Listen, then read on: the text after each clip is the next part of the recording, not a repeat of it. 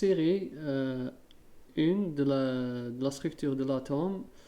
Euh, Avant d'entamer ces exercices, je vous conseille de consulter le lien en description de cette vidéo. Ce lien va vous conduire vers la playlist de mesures en chimie. Dans les mesures en chimie, on fait l'introduction au système international, les unités dans le système international. Aussi, la notation scientifique qui est importante, la notation scientifique, les chiffres significatifs, c'est-à-dire combien déterminer le nombre de chiffres après un calcul, et surtout l'analyse dimensionnelle. Analyse dimensionnelle. Vous trouverez toutes ces vidéos dans la playlist mesures en chimie. Ça, c'est les bases de la chimie. On utilise ces outils dans tout ce qui est calcul ou bien conversion d'unités. Et c'est très important. C'est des méthodes de travail efficaces qui nous évitent de commettre des erreurs. Maintenant, on commence l'exercice.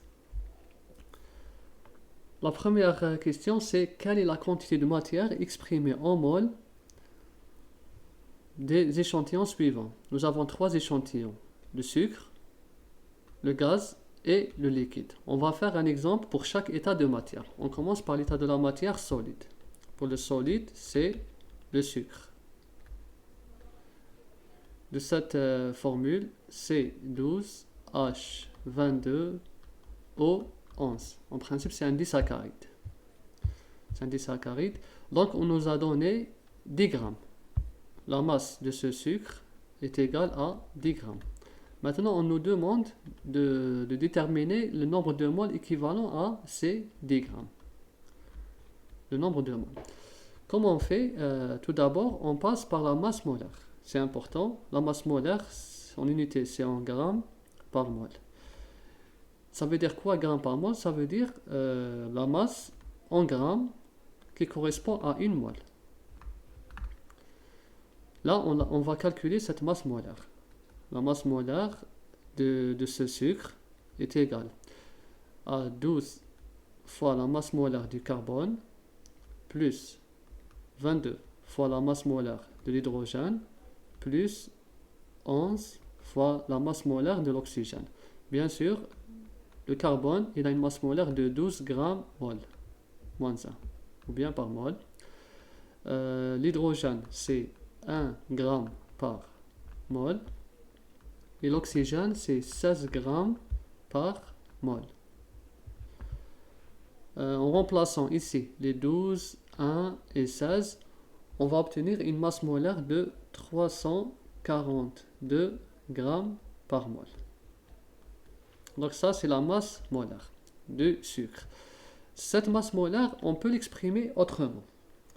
On peut l'exprimer du moment qu'on recherche, nous, le nombre de moles. Donc là, ça veut dire que une mole de sucre est égale, elle pèse 342 grammes.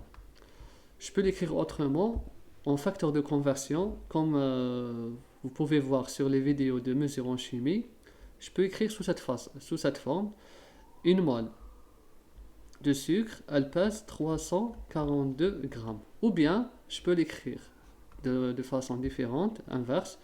Une mole de sucre est égale à 342 grammes. Donc, c'est la même chose.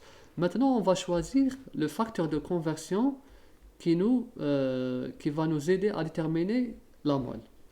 Là, on a 10 grammes. Donc là, on va exprimer le nombre de moles du sucre. Donc, on nous a donné 10 grammes.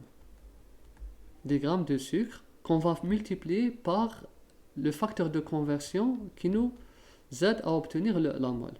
Donc, on va obtenir par ce facteur de conversion 342 grammes qui correspondent à une mole. Donc, voilà, on voit bien qu'on va simplifier le gramme avec les grammes supprimés. Donc, on va obtenir 10 fois l'inverse de 342, on va obtenir 0,029 mol. On peut arrondir, si on veut, à 0,03 mol. Donc voilà pour le nombre de moles du sucre. Ça, ce nombre de moles est équivalent pour les 10 grammes de sucre, bien sûr.